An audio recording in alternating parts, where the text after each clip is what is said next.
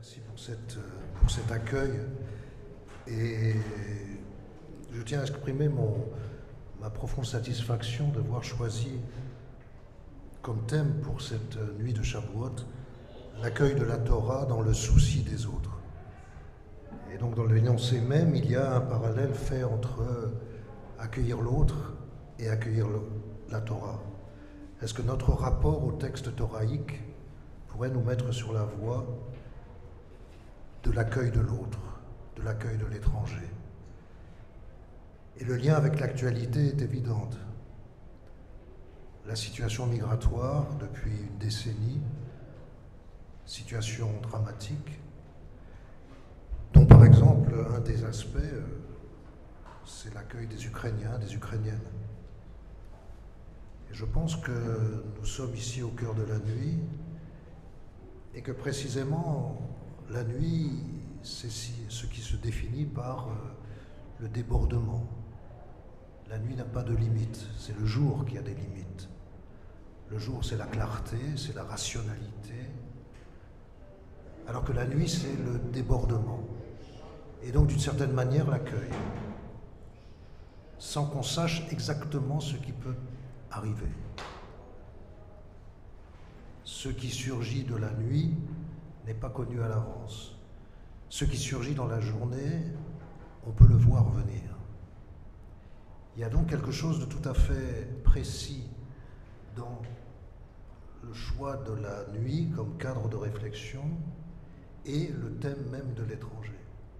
Est-ce que pour accueillir l'étranger, je dois savoir qui il est? Je dois pouvoir reconnaître son visage, reconnaître ses traits, savoir qui il est, d'où il vient, d'où elle vient. Alors que celui ou celle qui vient la nuit, je ne peux pas savoir, je ne le vois pas. Il y a de l'imprévisible, de l'imprévu. Et est-ce que précisément l'accueil, l'hospitalité, ce ne serait pas d'être capable d'accueillir ce que je ne connais pas, ce que je ne connais pas à l'avance, ce que je ne peux pas anticiper? Alors je voudrais commencer par un point de méthodologie. Ça peut vous étonner, mais la méthodologie est très très importante dans le judaïsme. On sait qu'il y a des règles d'herméneutique qui ont varié selon les périodes historiques, qui ont varié selon les cultures. Et je crois qu'il est très très important de non seulement historiciser notre lecture de la Torah, mais aussi historiciser la manière dont on lit la Torah. Alors il y a d'un côté un principe de permanence de la Torah, mais de l'autre côté, il y a un principe de renouvellement historique de notre lecture de la Torah. Et ce que je voudrais faire initialement, c'est vous proposer 6 citations. Et au milieu de ces 6 citations, comme les 6 points de la Magen David, jeter un thème qui sera le thème de l'étranger. Alors, ces 6 citations, vous les trouvez dans la feuille source, et je suis désolé, il y a une feuille source qui s'étend. Première citation tirée de la Déclaration universelle des droits de l'homme de 1948, article 13. Toute personne a le droit de circuler librement et de choisir sa résidence à l'intérieur d'un État. Toute personne a le droit de quitter tout pays, y compris le sien, et de revenir dans son pays. Article 14. Devant la persécution, toute personne a le droit de chercher asile et de bénéficier de l'asile en d'autres pays. Autre citation, nous l'avons déjà rencontré cette nuit. Suis-je le gardien de mon frère? Réponse de Caïn à Abel. 4e citation, c'est le Lévitique 19, 34, vous l'avez à la page 1. Il sera pour vous comme un de vos compatriotes, l'étranger qui séjourne avec vous, et tu l'aimeras comme toi-même. Car vous avez été étranger dans le pays d'Égypte, je suis l'Éternel votre Dieu.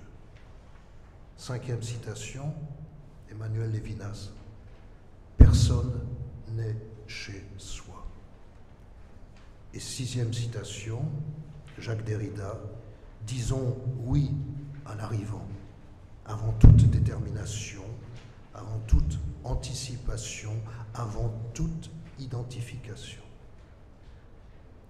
Je prends donc ces 6 citations comme les 6 pointes de la Magen David, et au milieu, je dispose un mot, un thème, la migration. Un mot et une actualité.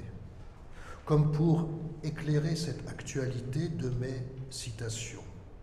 Citations 2 du texte biblique, 2 de philosophes juifs, Emmanuel Levinas et Jacques Derrida, et 2 d'un texte juridique dû à un juriste juif, à savoir René Cassin.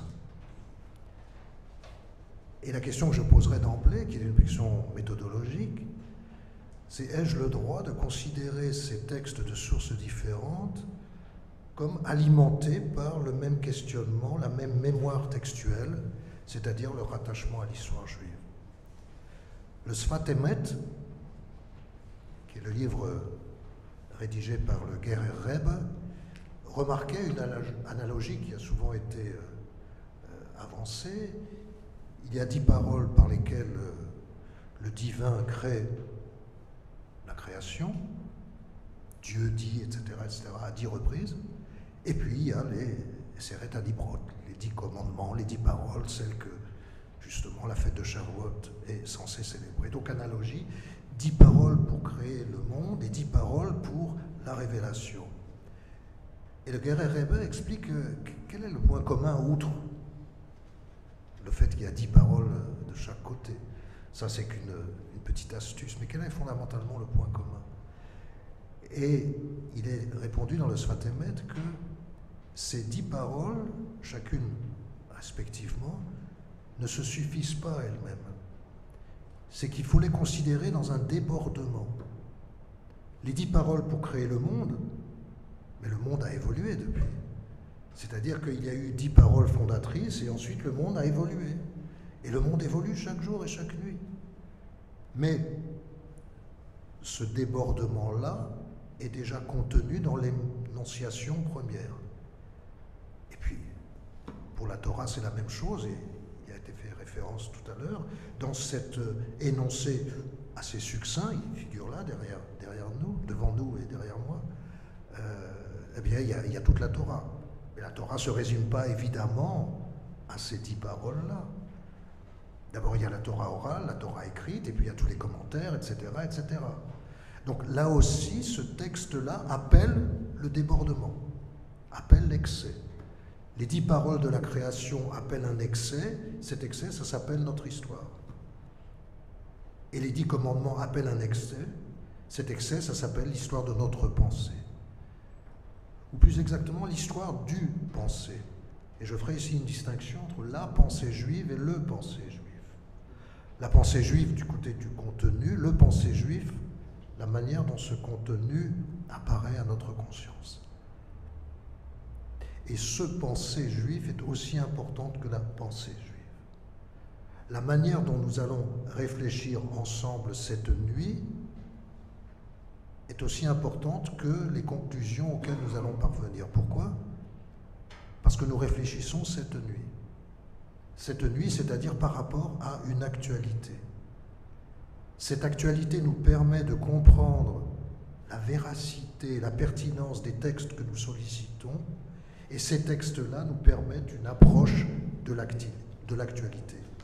Il y a une dialectique entre le pensée juif et la pensée juive. Ce parallèle, cette analogie, je le prends de manière extrêmement précise par rapport à ce mot qui vient scander à la fois notre réception de la Torah, du texte toraïque, et notre sortie d'Égypte. Notre sortie d'Égypte étant du côté de l'impermanence, c'est-à-dire c'est un événement historique qui a eu lieu, même si dans le fantasme, dans l'imaginaire, nous le revivons, mais il a eu lieu, c'est le début de l'histoire. Hayom, et la Haggadah insiste sur ce Hayom-là. Et en même temps, la réception du Sinaï a été aussi placée sur ce même terme de Hayom. Dans les deux cas, il y a ce qu'on appelle en linguistique un déictique, c'est-à-dire aujourd'hui. Mais aujourd'hui, c'est un signifiant mouvant. Hier, je pouvais dire aujourd'hui, et demain, je pourrais dire aussi aujourd'hui. C'est-à-dire que dans les deux cas, l'actualité et la réception de ce message thoraïque, il y a cette insistance sur précisément ce qu'avec le Sfat Emet, on pourrait appeler le débordement. C'est donné une fois, et en même temps, ce une fois-là ne condamne pas à l'unicité, mais condamne au contraire à la reprise, c'est-à-dire au sans limite, c'est-à-dire à la nuit. Il est tout à fait frappant de voir que l'étude juive est placée sous le signe de la nuit, à Pessah. Les 4 sages, les 4 rabbins qui, à Bnei Brak, ont disserté, discuté, articulé leurs pensées sur cet événement-là, jusqu'à ce que leurs disciples leur disent c'est l'aube, il faut. Et puis la nuit de Shavuot, où effectivement on passe la nuit à réfléchir sur le texte. Et je crois que là il y a un parallèle extrêmement précis. Pourquoi est-ce que dans les deux cas, l'étude est placée sous le signe nocturne? Et en même temps, arrive l'aube, le moment de la prière. Mais ce moment de la prière ne vient pas effacer la nuit. Ce moment de la prière, ce moment de l'aube, vient d'une certaine manière résumer la nuit, est nourri par la nuit. Comme si les conclusions auxquelles nous pouvons, en tant que penseurs à l'intérieur de ce système de pensée qui s'appelle le pensée juif, comme si les conclusions auxquelles nous pouvons parvenir, nous les devons non pas à la clarté du jour, mais à l'infini de la nuit. Et c'est cet infini de la nuit qui est tout à fait important.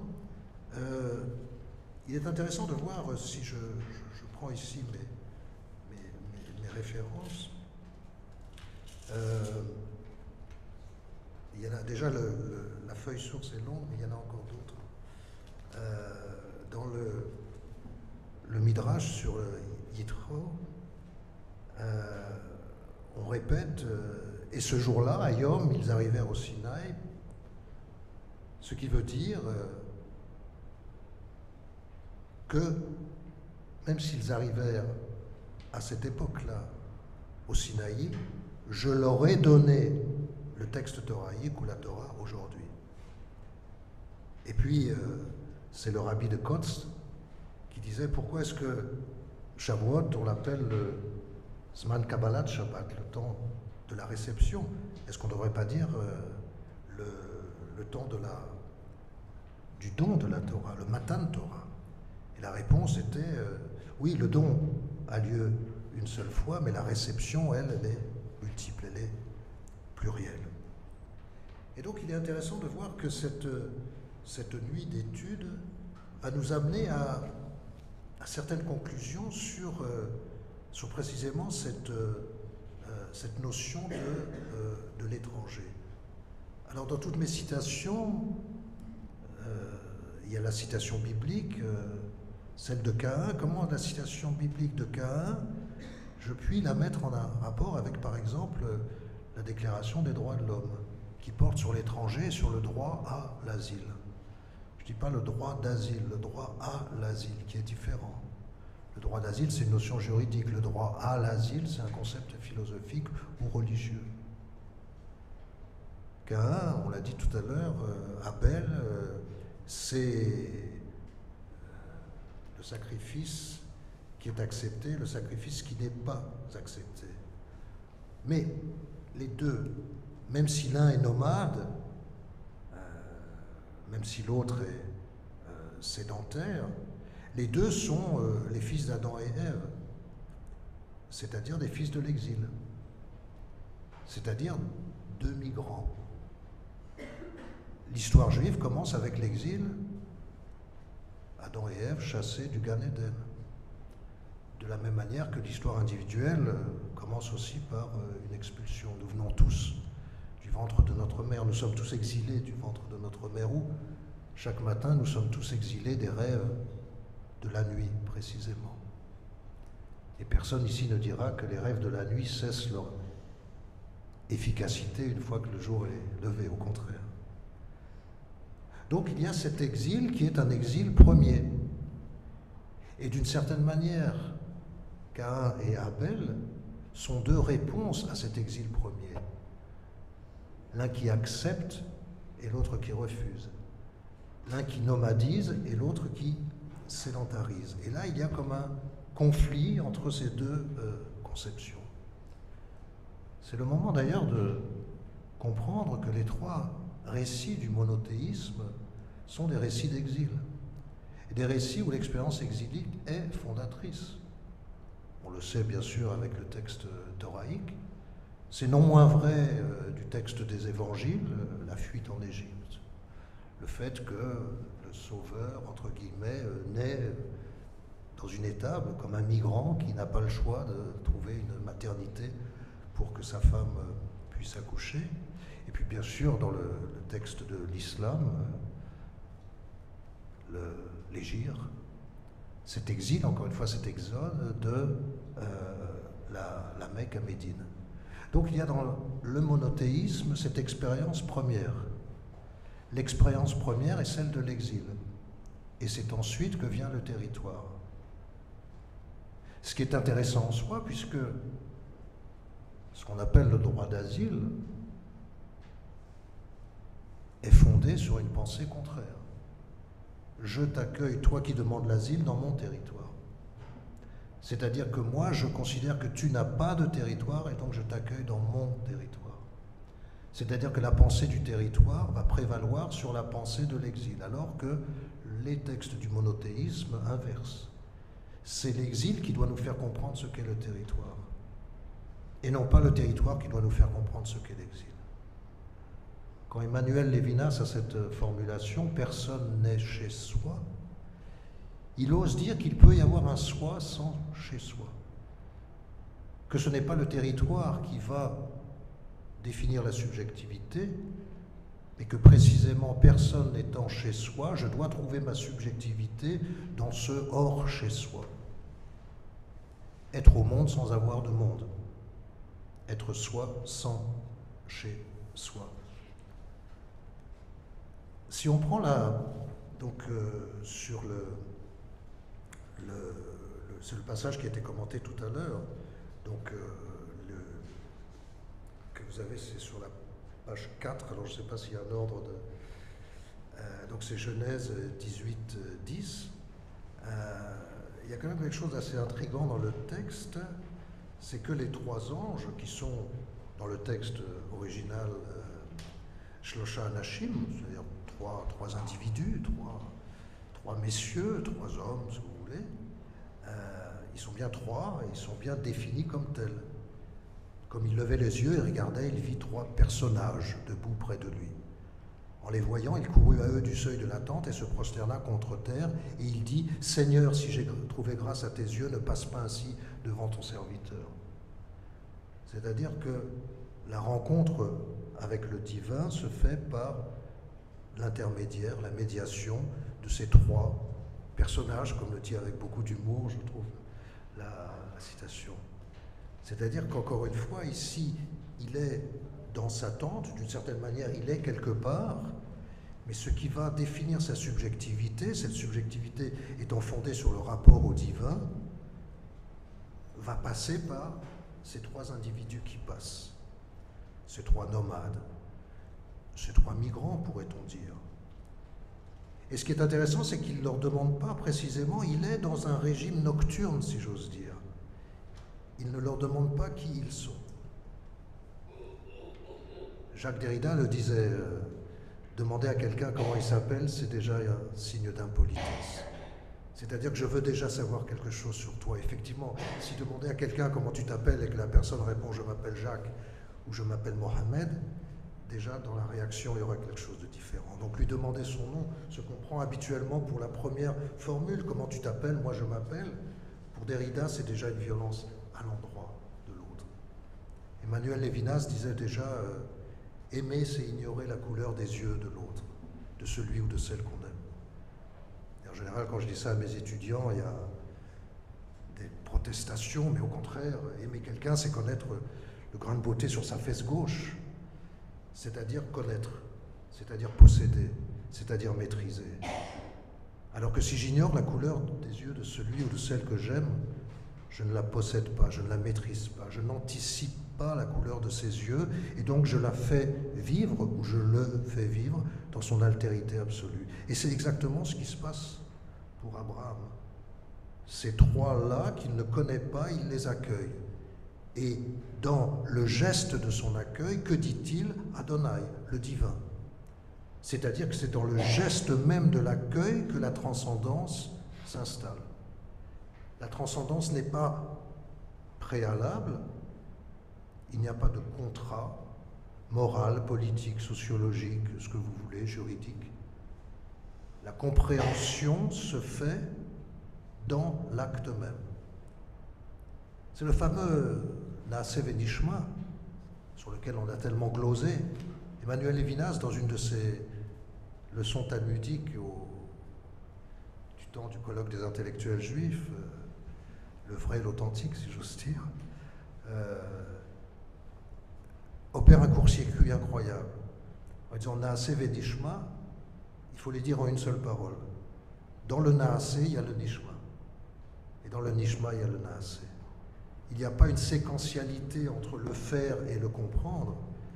Si le faire, l'action, est fait dans l'intériorité éthique, c'est-à-dire dans la participation de tout mon être, alors j'ai compris le sens de l'action.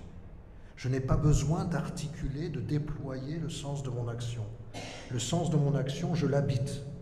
J'habite mon action. Et donc, d'une certaine manière, l'accueil qu'Abraham fait pour ces trois migrants, c'est d'emblée le geste d'hospitalité et c'est d'emblée la rencontre avec le divin. Rencontre qui doit se faire dans un effacement de la personne. Cet effacement, il est très concret, très précis dans le texte. Qu'est-ce que faisait là, à l'entrée de sa tente, Abraham? Il se reposait de sa circoncision, c'est-à-dire d'une amputation de lui-même. Cette amputation de lui-même qui lui permet le rapport au divin, qui passe par le rapport au migrant, à l'étranger. L'étranger est celui que j'accueille parce qu'il y a eu déjà amputation. Non seulement parce que j'ai été esclave en Égypte, mais parce qu'il y a cette amputation de mon être. Personne n'est chez soi, y compris, oserais-je dire, dans mon propre corps. Dans mon propre corps, je ne suis pas chez moi. Il y a déjà eu amputation, c'est-à-dire création d'un espace où je peux accueillir le divin, ou alors tout simplement, dans ma tente, accueillir ces trois migrants. On l'a dit, et Mme Saban l'a répété dans son texte d'introduction, ce précepte, tu dois accueillir, alors il y a plusieurs formulations, mais tu dois accueillir l'étranger parce que tu as été étranger toi-même, etc., apparaît 36 fois. 36 fois. Ce qui veut dire une chose, c'est qu'il faut vraiment le répéter. C'est comme je le disais précédemment, Mme Saban a eu la gentillesse de répéter les mots d'introduction pour présenter cette réflexion. Ça ne va pas de soi du tout, du tout, du tout. Et ça, le texte thoraïque est très, très précis. On n'est pas dans une espèce d'angélisme à la Rousseau. Oui, il y eut un homme bon et c'est la société qui l'a. Non, dès le départ, ça se passe mal. Et le texte thoraïque ne nous prend pas comme des lecteurs qui seraient naïfs. Le texte thoraïque est extrêmement précis. Et ça a été rappelé évidemment tout à l'heure, ça commence très mal par un crime fratricide. Mais ça commence déjà par une expulsion, c'est-à-dire par un exil. Et je veux dire, on sait ce que ça veut dire, le traumatisme de l'exil. C'est-à-dire que là, on a une histoire qui se met en marche sur une expulsion, c'est-à-dire sur le lâcher-prise. On est dans le « personne n'est chez soi » de Emmanuel Levinas. On est dans le nulle part. Dans le nulle part, qui, on le comprend bien, n'est pas l'antithèse du quelque part, mais une formulation. Être nulle part, c'est habiter d'une certaine manière le quelque part. Personne n'est chez soi. Je répète encore une fois le propos d'Emmanuel Levinas. Ce qui est intéressant dans cette pratique-là, c'est le verset d'Isaïe que j'ai voilà, que j'ai reproduit ici, donc c'est sur la page 3, la 3e page. Mais voici le jeûne que j'aime, c'est de rompre les chaînes de l'injustice, de dénouer les liens de tous les jougs, de renvoyer libre ceux qu'on opprime, de briser enfin toute servitude, puis encore de partager ton pain avec l'affamé, de recueillir dans ta maison les malheureux sans asile. Quand tu vois un homme nu, de le couvrir, de ne jamais te dérober à ceux qui sont comme ta propre chair. Donc encore une fois, l'accueil de l'étranger, donner refuge, donner asile, fait partie de cette amputation que le divin préfère à tous les actes de mortification, etc. Mais ce qui est intéressant, c'est la suite. C'est alors que ta lumière poindra comme l'aube. Kachahar, comme l'aube. C'est effectivement cette aube qui va d'une certaine manière contenir ce que le geste nocturne a signifié, à savoir accueillir le malheureux sans asile. Celui qui n'a pas de papier, qui n'a pas de carte d'identité, qui n'a pas de nom, qui n'a pas de couleur d'yeux. Celui qui est nu. Et le texte est extrêmement précis. Le malheureux sans asile, l'homme nu, pour moi c'est véritablement tous ces migrants qui sont arrivés depuis une décennie à peu près, sans rien. Et c'est eux qu'on doit accueillir. Et je pense que dans la radicalité du texte biblique, il y a une pertinence politique, à savoir, dans les migrations antérieures, nos pères, nos mères, venaient de quelque part. Ça pouvait être pour la stigmatisation, les sales Polacs, les Ritals, etc., mais au moins, ou les Algériens, mais elles venaient de quelque part. Alors que dans le cas de figure qui nous occupe, cette migration contemporaine, le migrant est nu, comme dans le texte biblique. On ne sait pas d'où il vient. D'ailleurs, ils sont partis d'où? Ils ont traversé plusieurs pays, ça a pris des mois, des années. Donc celui ou celle qui arrive d'Érythrée, est-ce qu'on peut dire qu'il vient vraiment d'Érythrée? Ça fait 2 ans et demi qu'il a quitté l'Érythrée et il a traversé le Soudan, l'Égypte, la Méditerranée, l'Italie, avant d'arriver ici pour qu'on le mette sur un autre no man's land, Calais par exemple, ou la gare Saint-Charles à Marseille, ou bien ici à Paris, du côté du 18e. C'est-à-dire que dans la réalité du texte, dans la description du texte thoraïque, ce migrant nu, que je ne peux pas anticiper, eh bien, il y a une historicité qui est extrêmement précise, que malheureusement nous sommes amenés à connaître. C'est-à-dire que la migration contemporaine se comprend davantage à la lumière du texte thoraïque, dans la radicalité du texte thoraïque, que dans certaines considérations géopolitiques. Et la question que je poserai, qui est tout à fait intéressante par rapport à mon introduction, comment se fait-il qu'on accueille les Ukrainiens de manière tout à fait honorable, alors qu'on n'a pas accueilli les Érythréens, les Syriens, et qu'encore aujourd'hui on ne les accueille pas? C'est qu'on sait d'où ils viennent. Ils viennent d'Ukraine. On est dans la territorialité. On est encore une fois dans cette pensée du territoire qui va présider à l'acte d'hospitalité.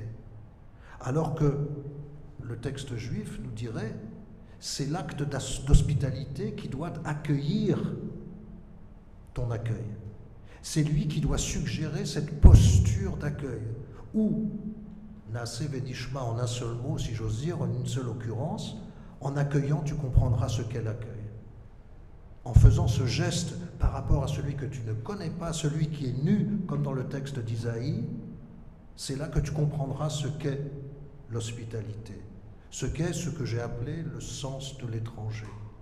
Avec ce double génitif, quel sens je donne à l'étranger et quel sens l'étranger peut me donner, qu'est-ce qu'il peut me faire comprendre.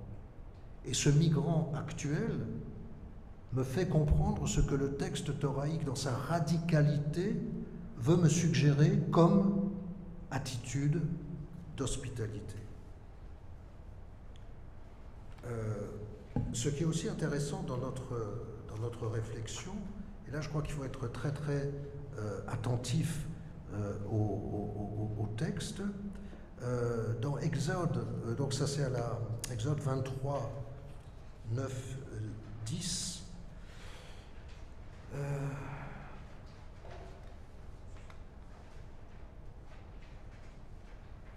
Donc c'est sur la 5e page. Tu ne vexeras point l'étranger. Vous connaissez, vous, le cœur de l'étranger, vous qui avez été étranger dans le pays d'Égypte. Et ça c'est intéressant parce que cette formulation ajoute quelque chose de plus. Ce n'est pas simplement tu accueilleras l'étranger parce que tu as été étranger, mais tu accueilleras l'étranger parce que tu connais le cœur de l'étranger, toi qui as été étranger, etc.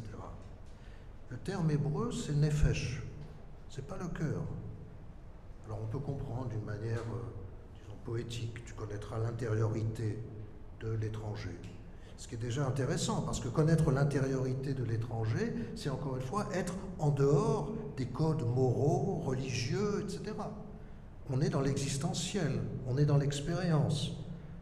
Tu as en toi la possibilité de connaître. Et là, le récit agadique est tout à fait précis. Tu dois te considérer toi-même comme étant. Et là, c'est une variation. Tu dois te considérer toi-même comme étant sorti d'Égypte parce que tu connais de l'intérieur. Il y a là comme une transmission d'expérience. L'exil est transgénérationnel. Et non pas simplement d'un point de vue généalogique, mais d'un point de vue de nos repères psychologiques. Mais je reviens au texte hébraïque que vous avez sous les yeux, Nefesh Hager. Le Nefesh n'est pas un mot innocent.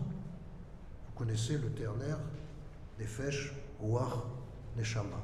Le Nefesh, c'est le principe vivant. Nefesh Hayat, c'est le principe de vie que le divin accorde à l'être humain pour qu'il soit vivant. C'est le golem qui se met à bouger. Le Nefesh, c'est-à-dire encore une fois, non pas dans une élaboration, même pas dans une spiritualité, ce que viendrait nous suggérer Ruach ou Neshama, mais au niveau du Nefesh. C'est-à-dire que la condition d'étranger, c'est la condition de vie. Il y a presque une redondance. Nefesh Hager, la condition d'être un guerre, d'être un étranger, c'est du Nefesh. C'est à ce niveau-là que ça se situe. C'est-à-dire que être dans la mécanique du vivant, c'est être dans la mécanique de l'étranger, dans l'expérience de l'étranger. Et il est intéressant de voir que juste après, 6 années tu ensemenceras ta terre et tu en recueilleras le produit. Là encore, on est dans l'organique. On est dans l'organique comme l'accueil de l'étranger doit se faire dans l'organicité de cette expérience qui a été transmise. C'est au niveau du Nefesh, le parallèle entre ensemencer la terre et être à ce niveau de Nefesh. Être dans le vivant, 2 exemples, soit la terre qui donne le vivant, soit être dans le vivant de l'expérience de l'exil. Nefesh Hager. C'est comme ça que tu peux sentir, si j'ose dire, le vivant en toi. C'est considérer le vivant comme ce qui te permet d'accueillir l'autre. Et donc on n'est plus du tout dans la contingence, ah ben oui, ils arrivent, etc. L'attention qu'Abraham prête à ceux qui arrivent, c'est précisément l'attention d'Abraham qui, je le rappelle, vient de se faire circoncire, c'est-à-dire cette atteinte même au vivant, où précisément il prolonge cette atteinte au vivant par la reconnaissance du vivant qui vient à lui. Le vivant vient à nous. Le vivant, c'est l'étranger. Se sentir vivant, c'est accueillir l'étranger. On comprend là d'où vient toute la philosophie lévinassienne de l'éthique passant avant l'ontologie. Je suis parce qu'il y a de l'autre, parce que je reconnais de l'autre. Si je ne suis que parce que je reconnais que je suis totalement enfermé.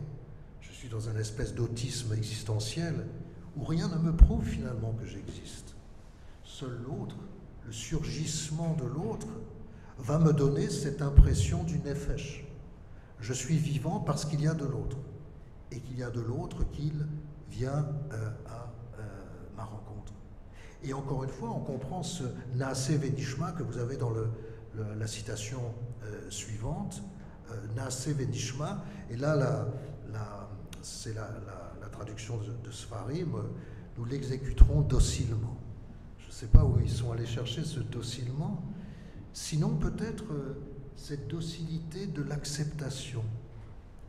Accepter docilement le Naaseh. Ne pas chercher à opposer ma compréhension à ce Naaseh, mais accepter cette compréhension. De même que j'accepte l'étranger. L'acceptation qui se fait dans cette docilité, j'oserais presque dire dans cette servilité. Parce qu'effectivement, je me souviens que j'ai été en Égypte. Et je pourrais ici dire, nous l'exécuterons servilement. Alors je sais que la servilité en langue française a un aspect assez négatif, mais prenons-le au sens tout à fait étymologique, comme un serf, avec un S, comme un esclave. Et que finalement, à quoi sert de dire, il faut se souvenir que nous avons été esclaves? À quoi ça nous sert?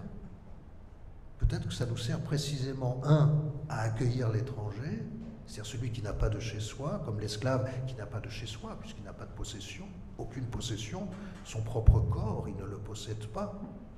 Donc c'est l'exemple radical du personne n'est chez soi. L'esclave peut, non seulement il n'a pas de chez soi, mais il n'a même pas de chez soi corporel. Son corps ne lui appartient pas, le corps appartient au maître. Donc dans ce souvenir de l'esclavage, il y a à la fois cette reconnaissance de la nécessité d'accueillir l'autre en tant que nefesh, en tant que réalité du vivant, et puis aussi d'une certaine manière cette reconnaissance que je dois apprendre aussi. Là tout d'un coup la nuit fait que je ne sais plus qui parlait d'humilité dans les diverses interventions. C'était je me souviens plus sur le psychanalyste. Je crois que c'est Cyril. Voilà, là je suis fatigué. Il parlait d'humilité. Et je pense qu'une certaine forme de cette humilité-là, que l'on reconnaît dans nombre de personnages bibliques, Moshe Rabbeinu, etc., c'est pas aussi cette expérience de l'esclavage. Et que d'une certaine manière, notre humilité, par exemple, devant le texte thoraïque, qui fait que cette humilité, pour moi, je l'interprète comme l'invitation à aller chercher d'autres textes. Non seulement parce que je me base sur le Sfat Emet qui dit le texte doit déborder, de même que les 10 paroles de la création débordent vers l'histoire du monde, mais aussi parce que ce texte-là, je le reçois à Yom dans mon historicité, et que cette historicité-là, c'est aussi l'historicité des idées. De la même manière que le Rambam a eu besoin d'Aristote, de la même manière que Hermann Cohen a eu besoin de Kant, pour dans les deux cas faire en sorte que le judaïsme de la permanence rentre dans l'histoire, je dirais qu'aujourd'hui, j'ai personnellement besoin d'Emmanuel Levinas ou de Jacques Derrida, ou de la Déclaration des droits de l'homme, articles 13 et 14. Et évidemment, je suis plus à l'aise, sachant que c'est René Cassin qui en a rédigé l'énoncé. Mais ce que je veux dire par là, c'est que quand je relis cette déclaration, enfin, qui est extrêmement sévère, je dirais, à l'endroit de notre refus de l'accueil,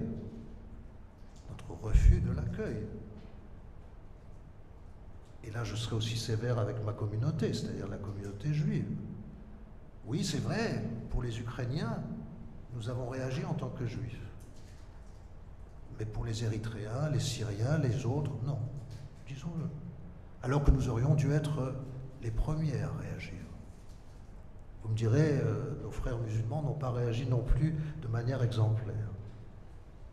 Mais là, il y a quelque chose d'extrêmement sévère dans ce constat. Mais en même temps, cette sévérité, elle est nécessaire. C'est-à-dire que précisément, il y a une radicalité dans le texte thoraïque nous invitant à accueillir le migrant nu, comme Isaïe le précise, qui effectivement doit nous, par contraste, montrer à quel point nous ne l'accueillons pas, et que nous accueillons, disons, des migrants habillés, par exemple, aux couleurs de l'Ukraine. Voilà. Mais accueillir le migrant nu, c'est là le défi qui se pose, je crois, à nous. On le voit dans la définition même. Là, on est dans Exode 22, qui a été également rappelé, Anochi Hashem Elokecha, je suis Dieu, ton Dieu, etc. Asher Otzetira, Meretz Mitzrayim, Mi Beit Avadim. Pourquoi cette répétition? Nous savons très bien que l'Égypte, c'est l'esclavage. Mais c'est que précisément ce dont il faut se souvenir, c'est que nous avons été esclaves en Égypte, pas de manière contingente, mais de manière existentielle. Et c'est là que vient ensuite « tu n'auras point d'autre que Dieu que moi ».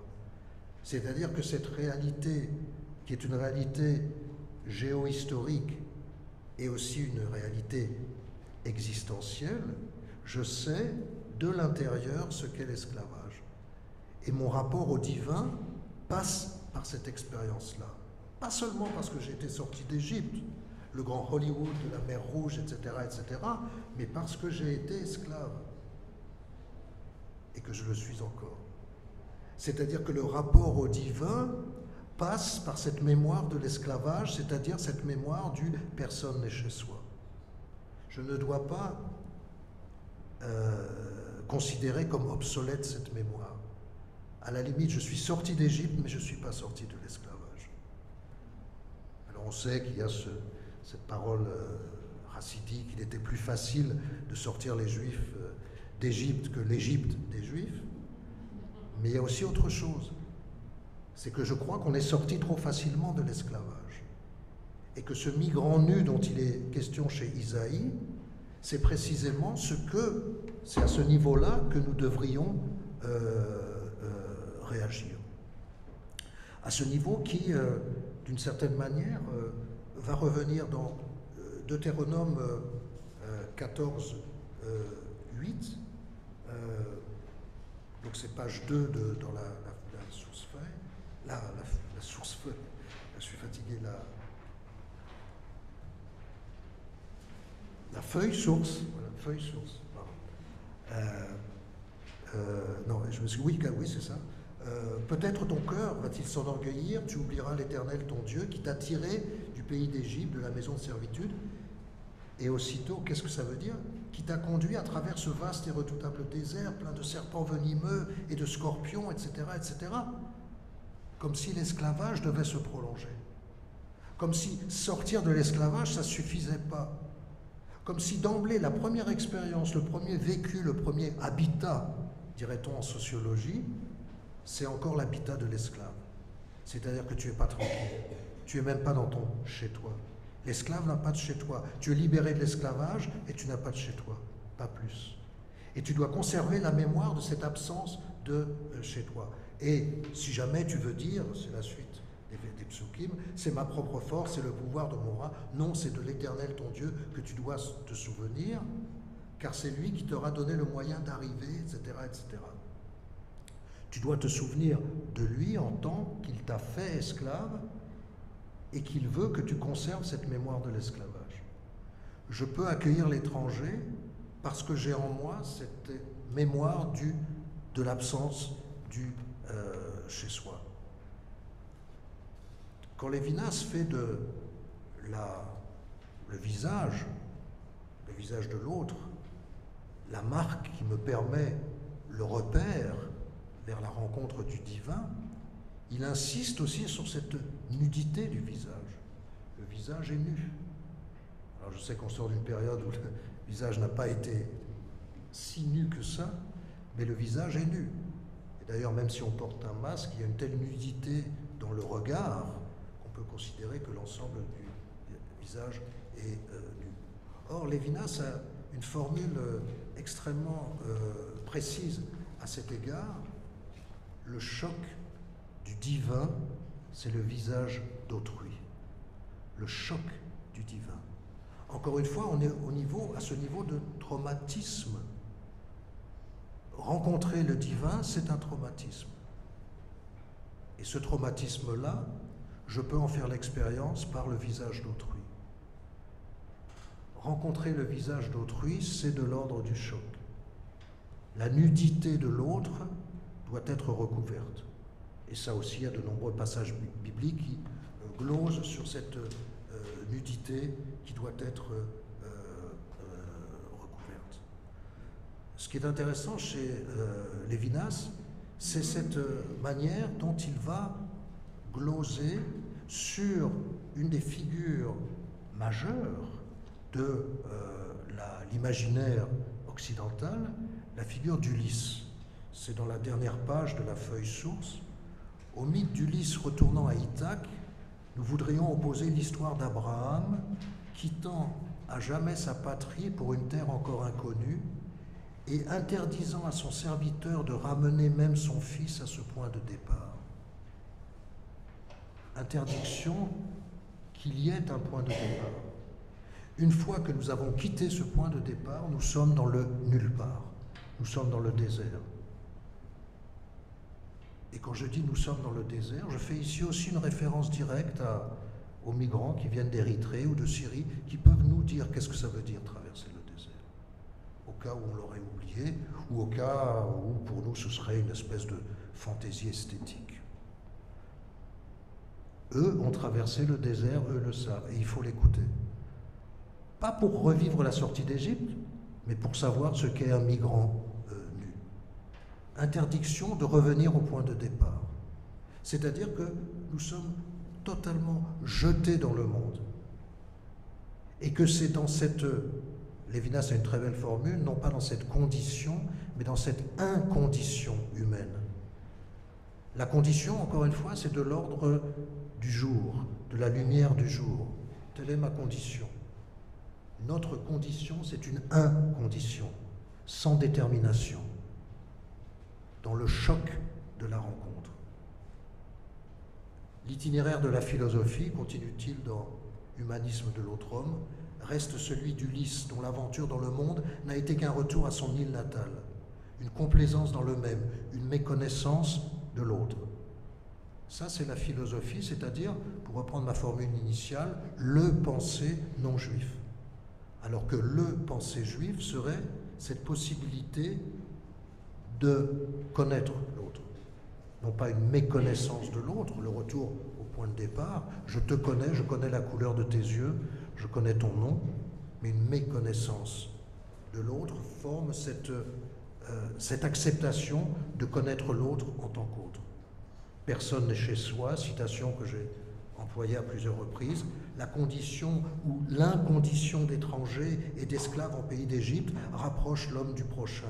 Cette étrangeté à tout lieu n'est pas construction de philosophes, mais l'irréelle réalité d'hommes persécutés dans l'histoire quotidienne du monde, dont la métaphysique n'a jamais retenu la dignité et le sens, et sur laquelle les philosophes se voilent la face. Et là, l'injonction d'Emmanuel Lévinas est terrible. Ne vous voilez pas la face. Pour vous, c'est une réalité, n'est pas une construction de philosophe. Le pensée juif ne va pas tabler sur cette construction de philosophe, mais va prendre au sérieux cette possibilité dans l'histoire quotidienne du monde. Histoire quotidienne du monde, en hébreu, ça peut se dire ayom. C'est-à-dire, encore une fois, celles et ceux qui arrivent quotidiennement, yom veyom, et que nous n'accueillons pas. Alors que cet accueil-là, encore une fois, peut nous permettre d'être juifs. Nous n'accueillons pas parce que nous sommes juifs. Nous sommes juifs parce que nous accueillons. Naaseh v'nishma. C'est le nefesh qui nous permet précisément, ce nefesh que l'étranger va m'apporter, qui va me permettre d'être un être vivant. Encore une fois, c'est dans le geste de l'accueil que je suis juif. Et je ne vais pas accueillir parce que je suis juif. Un pas de plus est franchi par Benjamin Fondan. C'est la dernière citation dans la feuille source. Benjamin Fondan est un auteur qui est connu pour son long poème intitulé L'Exode, qui est une espèce de paraphrase de la sortie d'Égypte. Il est né en 1898 en Roumanie. Il est mort en octobre 1944 à Auschwitz. C'est en 1923 qu'il vient en France en tant qu'étranger, en tant que migrant, et qu'il va commencer à écrire en français. Et là, il va plus loin dans cette compréhension d'Ulysse, là où d'une certaine manière Lévinas reconnaît une double polarité, Ulysse contre Abraham. Fondane va encore plus loin. Juif, naturellement tu étais juif, Ulysse. Tu avais beau presser l'orange, l'univers, le sommeil était là, assis, les yeux ouverts, l'espace était immangeable. Quelle formule! L'espace, je ne peux pas me l'approprier, je ne peux pas le digérer. Et Ulysse est juif parce qu'il ne peut pas digérer l'espace. Et qu'effectivement, il est obligé, il avale l'espace, et finalement, il ne peut pas le digérer. Ce qui est intéressant, c'est que vous allez me dire, oui, mais Ulysse, il est retourné chez lui, chez Homère, mais pas chez Dante. Dans la Divine Comédie, Dante fait périr Ulysse dans l'océan. Et Dante, où est-ce qu'il rédige la Divine Comédie? Expulsé de Florence. Comme vous le savez, Dante, pour de sombres histoires politiques, a été expulsé de Florence, et c'est en exil qu'il rédige la Divine Comédie et qu'il fait périr Ulysse dans l'océan. C'est-à-dire que pour Dante l'exilé, Ulysse ne revient pas au pays. Et donc Fondane, d'une certaine manière, va réactualiser ce mythe-là. Et puis il commande d'autres extraits. Pourquoi lisez-vous donc votre livre à rebours? Vous n'arrivez jamais, mais vous partez toujours. Et donc cette prise-là, soudain, sous cette lecture hébraïque qui nous fait aller de droite à gauche, vous allez me dire, bon, ben, on n'est pas les seuls, mais effectivement, on déroge au code graphique et de lecture occidentale. Sommes-nous nés sur une route qui avance et ne finit pas afin de casser notre croûte entre la terre et l'au-delà, etc., etc. Tout le recueil, le mal des fantômes, mérite d'être lu dans cette sensibilité. Et je voudrais conclure par aussi quelque chose qui a été dit tout à l'heure. C'est qu'au Mont Sinaï, la tradition veut que tous les Juifs aient été rassemblés. Tous les Juifs et les Juives d'alors, mais aussi toutes celles et ceux qui ont suivi, tous ceux qui leur ont succédé jusqu'à nous cette nuit. Et même des non-juifs, le fameux Erev Rav, ceux qui sont joints à cette aventure historique. Alors vous imaginez la variété infinie des personnalités, les différences, une espèce de psycho-balagan invraisemblable. Regardez à l'échelle d'une choule, qu'est-ce que ça donne? Alors vous imaginez toutes les juifs réunis. Puis le Midrash, on le sait, dit que la révélation s'est effectuée dans les 70 langues du monde. C'est dans Shemot Rabbah qu'on rapporte l'analyse de Rabbi Yochanan, qui dit que la parole divine, la parole du divin se divisait dans les 70, à l'époque, on considérait qu'il y avait 70 familles linguistiques, dirait-on aujourd'hui. De sorte que, continue Rabbi Yochanan, de sorte que le monde entier puisse comprendre. De sorte que le monde entier puisse comprendre. Ce qui veut dire d'une certaine manière que je suis trop long. Voilà, donc je conclus. Que tous, les jeunes, les vieux, les hommes, les femmes, etc.,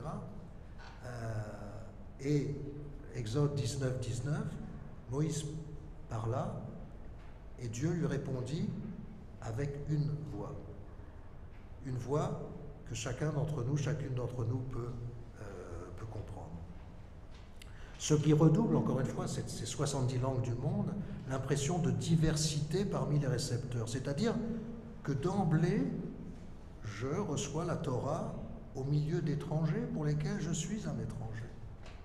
À la fois pour cette diversité de caractère, de biographie, etc. Mais surtout pour cette diversité essentielle, c'est que ce n'est qu'en tant qu'étranger que je peux recevoir la Torah. Donc la diversité ici n'est pas du tout contingente. La diversité est nécessaire. Je dois être comme un étranger parmi les étrangers pour recevoir la Torah. Si je ne suis pas parmi les étrangers, je ne la reçois pas. Et donc on n'est pas dans une espèce de catalogue en disant on y était tous. On ne pouvait pas ne pas y être tous pour qu'effectivement il y eut Matan Torah, il y eut don de la Torah. Recevoir la Torah m'impose la réalité de l'étranger, ce que j'ai appelé le sens de l'étranger. La Torah me dicte le sens de l'étranger. En d'autres termes, entre moi et l'étranger, il y a le texte torahique. Et c'est lui qui nous accueille tous les deux. Parce que si je suis étranger pour l'étranger, que l'étranger est étranger pour moi, personne n'est chez soi, comme dit Lévinas. Et donc, ce nulle part doit être contenu dans un quelque part mobile, nomade, qui n'est pas sédentaire, et qui est le texte torahique. C'est cette rencontre, l'étranger et moi, un étranger l'un pour l'autre, qui fait exister le texte torahique, et c'est le texte torahique qui nous fait exister en tant qu'étrangers l'un à l'autre. Nous avons besoin d'une extériorité, et le texte torahique a aussi besoin d'une extériorité. Je dois être étranger pour le texte torahique. Je dois ignorer la couleur des yeux du texte torahique. Je dois le considérer comme étranger. Je dois le rencontrer dans ce choc dont Emmanuel Lévinas nous parlait tout à l'heure.